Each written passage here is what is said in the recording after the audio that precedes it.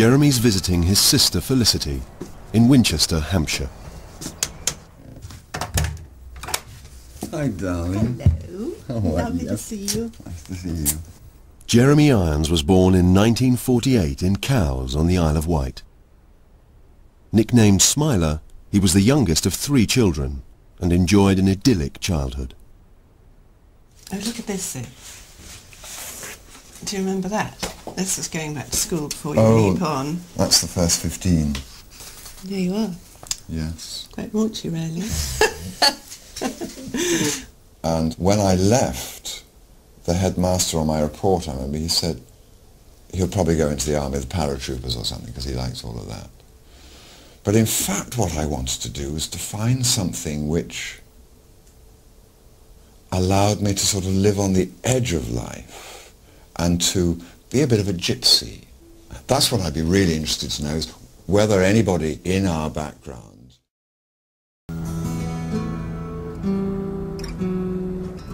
Yesterday I learned that my great-great-grandfather Thomas was a policeman, that he got dismissed, but I know he was also a Chartist. I know nothing about Chartism. So, I'm off to meet a Chartist expert, Malcolm Chase, and I'm meeting him in a pub in the city, which is where the Chartists used to meet. Malcolm, I'm an actor. I don't know much about anything. You're a historian, and can you fill me in on Chartism, what were the Chartists? Certainly. After the Great Reform Act in 1832 extended the right to vote to the middle class, there was a very strong and growing feeling among working people that they too should have the vote. And in 1838, the People's Charter, which is a draft parliamentary act, is drawn up setting out the right to vote for all adult men.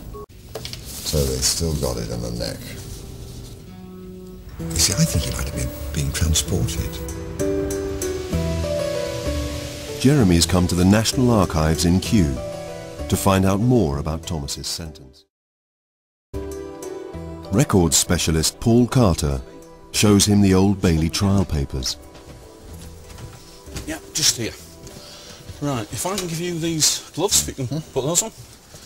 And this is the one. And here we are.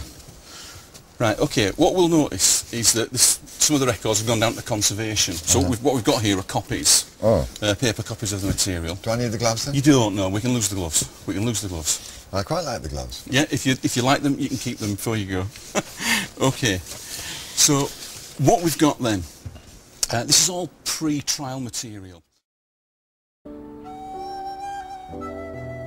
A winking, blinking little thing, full of deep-eyed witchery, full of artless rollicking and ever busy as a bee, making all the house to sing, she's the very joy to me. Waking, sleeping, early, late, my heart is full of little Kate.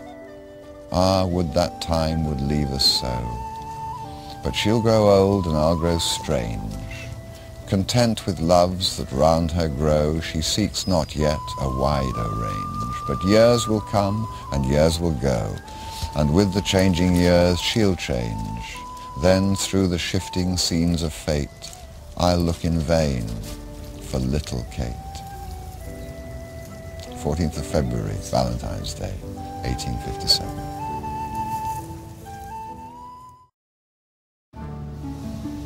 Come on, come here, come here, come here. Dottie, come on.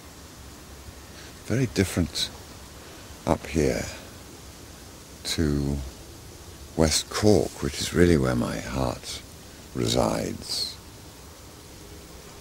West Cork's much rougher than this, it's wilder.